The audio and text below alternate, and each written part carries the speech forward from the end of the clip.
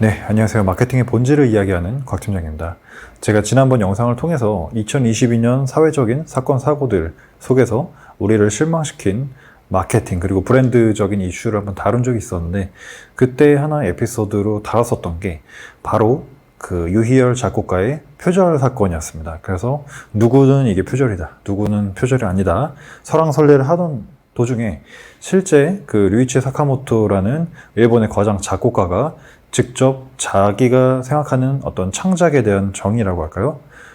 창의성이란 무엇인가에 대해서 이야기를 한 적이 있죠. 그래서 오늘은 그 내용을 같이 한번 보면서 우리가 이제 마케팅을 하고 또 브랜드를 다루는 사람으로서 독창성, 오리지널리티란 무엇인가, 어떤 요건을 갖추어야 되는가에 대한 생각을 한번 가져보는 시간을 가지려고 합니다. 그래서 한겨레에서 이제 인터뷰한 기사를 갖고 왔는데요. 나는 늘 나에게 세 가지를 묻는다라고 이야기를 합니다.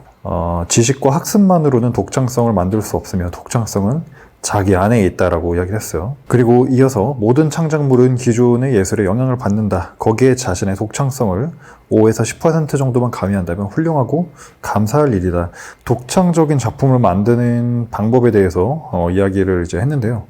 음악에는 스타일이 있기 때문에 지식과 학습으로 습득할 수는 있다. 즉 재능이 없어도 지식과 기술로 작곡은 할 수 있다라고 했어요. 하지만 모든 지식은 과거의 집적이기 때문에 거기에는 독창성이 있지는 않다라고 이야기를 했고요. 그러면서 독창성이란 결국에 자기 안에 있는 것이다 라고 이야기했습니다. 여기서 이제 중요한 포인트 세 가지가 나오는데, 사카모토는 늘 작품을 만들 때마다 세 가지 질문을 던진다라고 해요. 첫 번째로는 이러면 되는 것일까? 그러니까 이게 최선일까라고 질문을 한다는 거죠. 그리고 두 번째로는 다른 가능성이 있는 것은 아닐까?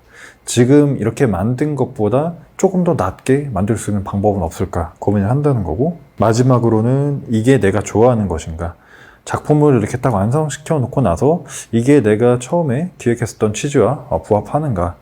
내가 정말 만족할 만한 퀄리티의 어떤 작업물인가? 이렇게 고민을 한다는 거죠.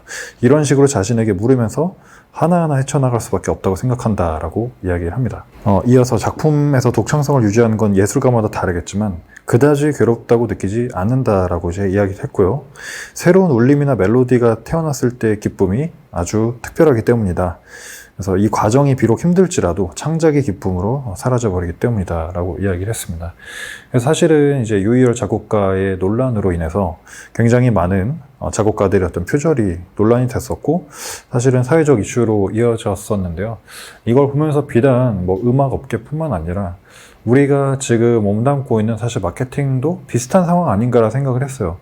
언젠가부터 인터넷 광고 같은 걸 보면은 비슷비슷한 제품들이 굉장히 많습니다. 그쵸? 여러분도 느끼셨을 건데, 비슷비슷한 브랜드들, 비슷비슷한 제품들.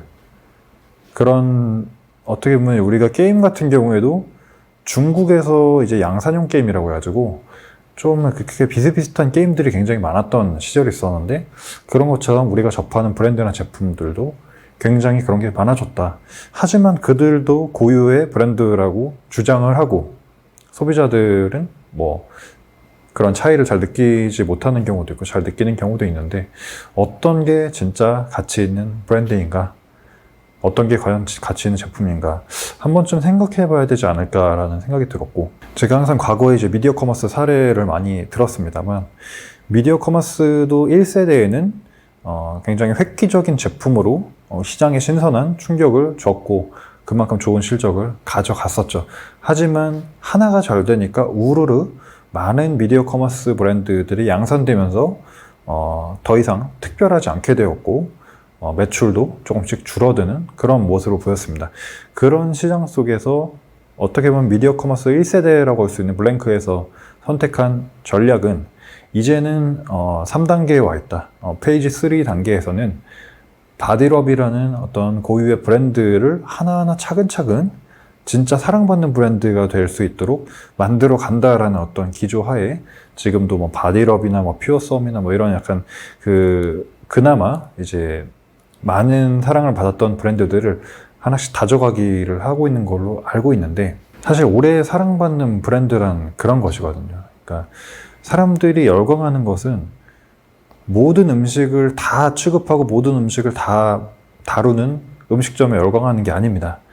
한 음식만 뭐 한 자리에서 20년, 30년 꾸준히 해오고 계속 같은 정도의 퀄리티와 같은 정도의 맛을 유지하고 있는 음식점에 우리는 열광을 하는 것이거든요.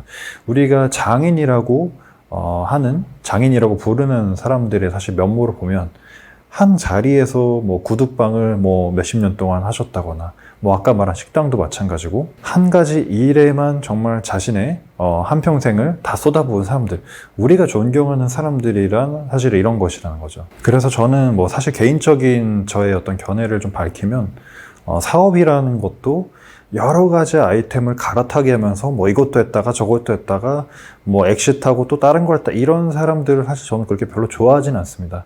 사업가로서는 탁월한 DNA를 가진 사람이라는 점은 인정을 하지만 하나의 업에 정말 전문성이고 진정성이 있는 사람이라고 생각하지 않기 때문에 저는 어찌 보면은 제가 바라보는 브랜드라는 것은 그 산업에, 그리고 그 브랜드에 얼만큼 진정성 있게 다가서고 있는가, 사실 이게 저는 좋은 브랜드를 판단하는 기준이라고 생각을 하고, 여러분들도 지금 이제 각자 근무 중이신 혹은 회사에서 혹은 운영 중이신 브랜드가 이제 있으실 텐데, 그런 것들이 다른 경쟁 브랜드나 경쟁 제품에 비해서 본질적으로 정말 뭐가 다른지 한번 생각을 해보시면 좋을 것 같아요.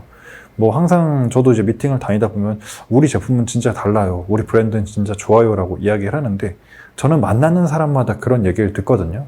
그렇다 보니까 결국에는 다 똑같은 브랜드라고 보여질 수밖에 없는 거고, 꼭 지금 당장 한 가지를 뭐 몇십 년 하는 것은 불가능하겠지만 내가 지금 하고 있는 이 제품, 그리고 이 서비스, 이 브랜드를 어떤 자세로 지금 하고 있는지 루이치 사카모토의 인터뷰를 통해서, 또 그가 던진 독창성에 대한 3가지 질문을 통해서 한번 여러분들 지금 상황을 돌아보시는 그런 시간이 되었으면 좋겠습니다. 오늘 영상은 여기서 마치고 저는 다음 영상으로 다시 돌아오도록 하겠습니다.